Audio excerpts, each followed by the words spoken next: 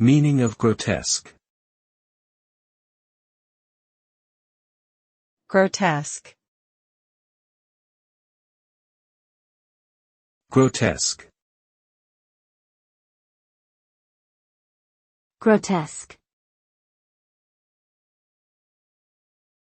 Grotesque. Grotesque refers to something that is ugly or distorted in appearance, often in a way that is strange or unnatural.